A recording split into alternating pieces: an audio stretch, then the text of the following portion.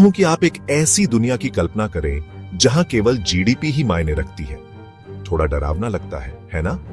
लेकिन आज बिल्कुल ऐसा ही हो रहा है। सरकारें और कंपनियां अपने जीडीपी नंबर्स को बढ़ाने में लगे हुए हैं, जैसे कि तरक्की मापने का यही एकमात्र तरीका है। लेकिन क्या यह सच में है, या यह जीडीपी सेंट्रिक अप्रोच हमारे पूरे प्लेनेट को खतरे में डाल रहा है? चलिए इसे समझते हैं। जीडीपी या ग्रॉस डोमेस्टिक प्रोडक्ट बस एक देश में बनने वाले गुड्स और सर्विसेज की टोटल वैल्यू को मापता है। तो अगर कोई फैक्ट्री ज्यादा कारें बनाती है तो जीडीपी ऊपर जाती है।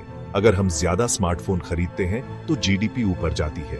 इकोनॉमी के लिए बहुत अच्छा लगता है, लेकिन एनवायरनमेंट का क्या, हमारा क्या? क्लाइमेट चेंज के बारे में सोचिए।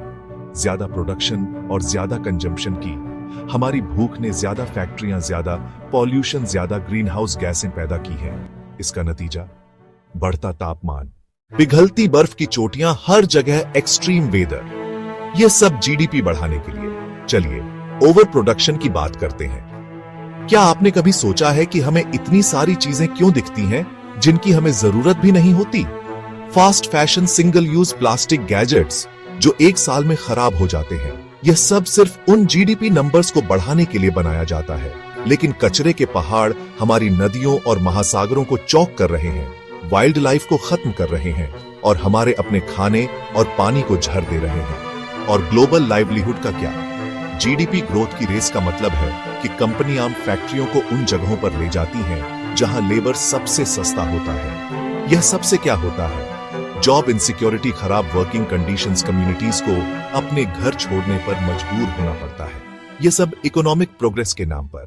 यहां एक चौंकाने वाला फैक्ट है, अगर पूरी दुनिया सबसे अमीर देशों की तरह रहने लगे तो हमें सपोर्ट करने के लिए लगभग 5 पृथ्वी की जरूरत होगी।